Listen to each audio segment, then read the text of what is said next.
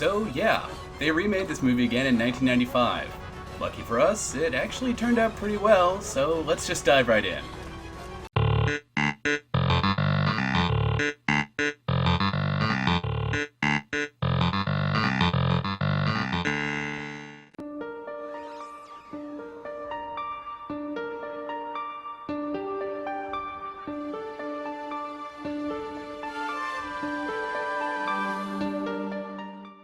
While the 80s version made a really big deal about Tracy Lords as the star, and as a result, the story revolved mostly around Nadine, this one definitely gets the most mileage out of Michael York as the alien Mr. Johnson.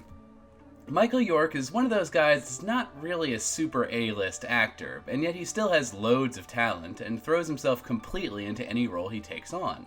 While the Paul Birch or Arthur Roberts versions of this character were completely cold and robotic, this version of Mr. Johnson is friendly, charming, and strangely endearing. Although he often acts so kooky that you wonder why people put up with him in public, he's also more earnest, seeming more like an awkward foreign tourist than some mechanical weirdo. This is my restroom. Humor? Sorry, I'm sorry. It's just usually we call a restroom. Never mind. Where'd you grow up, on Mars? Much further away. Humor.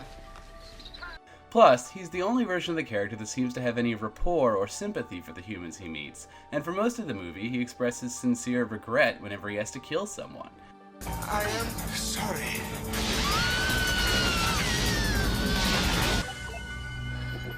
You will feel no pain.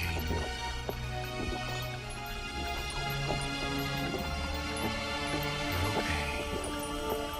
This makes his story a much more interesting one to see, as you actually care about his character development, rather than just watch him go through the motions as a villain. In general, practically every character and story element of the film is also better developed in this version of the script. I didn't talk a whole lot about the side characters in the last episode, so let's go into that here.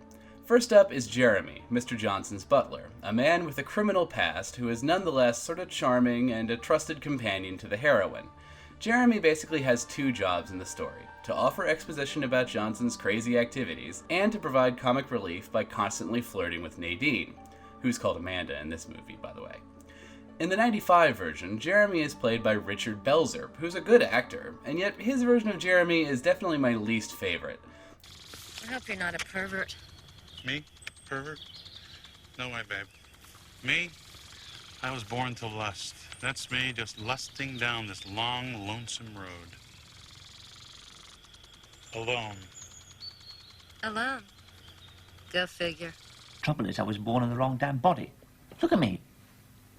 A gigolo trapped in a haystack. Tragedy of my life. I really hate to be ageist about this, but in the other films, Jeremy was around the same age as Nadine, so their relationship seemed very natural. Watching Richard Belzer hit on Amanda when he's clearly a lot older than she is just makes him seem like a creeper. Maybe he should go after Stifler's mom at the hospital instead. Sir, I don't make the rules. I just follow them. You have no free will? I'm sorry? Nadine/Amanda spends all of her time rebuffing Jeremy's advances because she's already dating Harry, a police officer who eventually comes to her rescue at the end of the movie. Rather than making them an established couple from the beginning, though, like the previous two movies, Not of This Earth 95 has the two characters only just beginning their relationship as the story goes on, which sets up a natural conflict between the two most interesting men in Amanda's life. Officer Copstash here, a well-meaning, blue-collar kind of guy, and Mr. Johnson, who is at least superficially a wealthy, well-educated gentleman who can match Amanda on an intellectual level. Amanda's boss, Dr. Rochelle, also gets more development. In the previous versions, he's a fairly stock B-movie scientist, who is hypnotized by Johnson into finding the cure. In this version, they give Rochelle a little more to do and play up the kindly old man factor, as well as the torment he's suffering while being mind-controlled by aliens. Johnson's mistreatment of Rochelle is actually a major contributor to making us like him less and less as the movie goes on. Working alone, it'll take God knows how much time. Time is my enemy. You must hasten. Do not sleep. Only work. Do not sleep. The hell is the matter with you? A man doesn't sleep, he can die. You will not sleep. Only work. Look, I don't really care how many people whose blood you steal, but torturing the guy from the Smuckers commercials? That's just too far. With a name like Smuckers, it has to be good. The randomly appearing female alien also became more and more important to the story each time the movie got remade.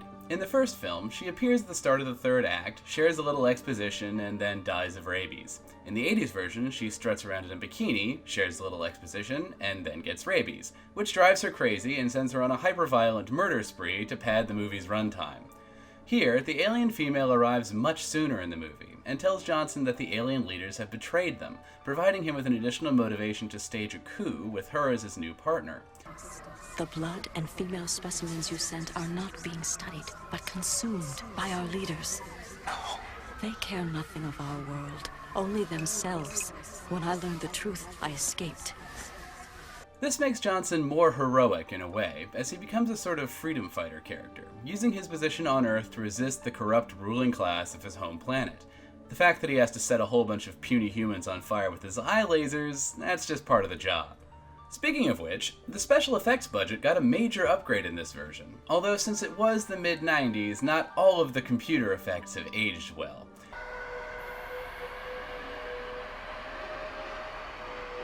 Cyberspace. Or intergalactic cable. Although the explosive psychic powers and biotechnology creature effects are all really cool, they also brought back the flying squid monster from the 50s original.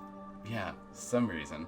It's played here by this absolutely awful CGI manta ray. You know, I never thought I'd miss the demonic lampshade from the first movie, but it seriously was more convincing than this rejected reboot villain. Ugh, he looks like one of the Langoliers. Also, the death by rabies scene is really intense in this movie, with all these great makeup effects and skin tearing open and black sludge coming out of every orifice, and then they ruin it by making her body go all CGI for no conceivable reason. Just wow. You'll notice I didn't say a whole lot about Nurse Amanda, played here by Elizabeth Barandis. The main reason for this is that the movie doesn't focus on her as much, and there's nothing particularly special about her depiction of the character. She's somehow not quite as charming as Beverly Garland was, nor is she quite as hot as Tracy Lords, though she does still have her fair share of good lines and nude scenes. In this version of the movie, though, it's definitely Johnson's story, making Amanda just a surrogate for the audience. This isn't a bad thing, though, as the point of the story has never been the mystery element. I guess by this point, the filmmakers had figured out that the heroine doesn't actually drive the plot, which is true of a lot of B-movies about aliens, really. And so we come to the inevitable question of which version is best, the 67, the 88, or the 95. Like I said last time, nostalgia for a particular time period is a major factor, but I think that in terms of pure filmmaking quality, the third time seems to be the charm. The 95 edition combines a likable and talented leading man with more respectable visual effects and a script that was beefed up in all the right places, while also shifting the focus onto what's most naturally interesting to the audience. The Corman original was a very short, condensed movie, and the Wynorski version just spread that out to 90 minutes with extra blood and tits. Here, director Terrence H. Winkless gives us a film that achieves its feature length by developing the characters and giving us more reason to care about what happens, which was a major weakness of the first two attempts. So what else did Winkless direct? Not a whole lot, aside from a few movies starring Cynthia Rothrock and Billy Blanks, and 38 episodes of an obscure little TV series called Mighty Morphin Power Rangers. Yeah, now I kinda wish they'd done Night of This Earth as a martial arts movie. That would've been baller.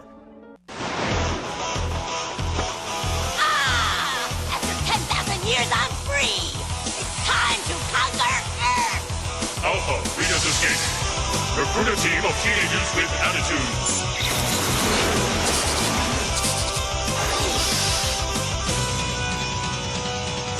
Go, go, Power Rangers! Go, go, Power Rangers! Go, go, Power Rangers! Mighty Morphin Power Rangers!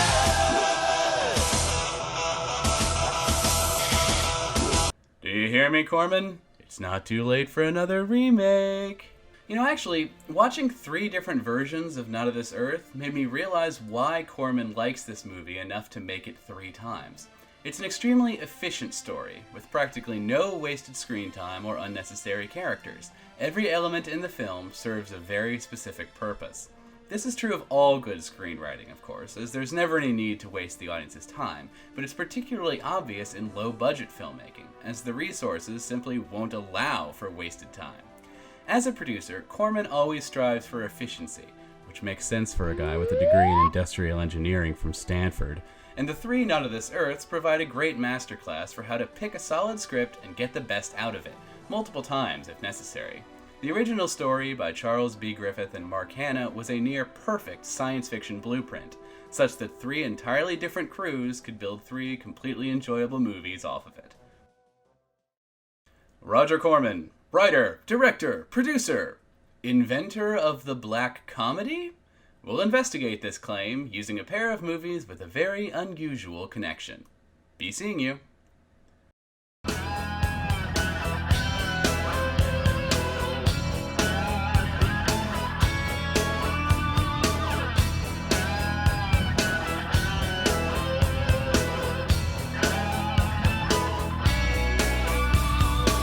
Jesus will fill your tap.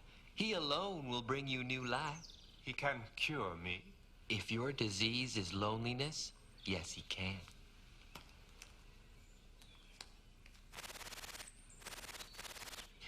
There is no science here.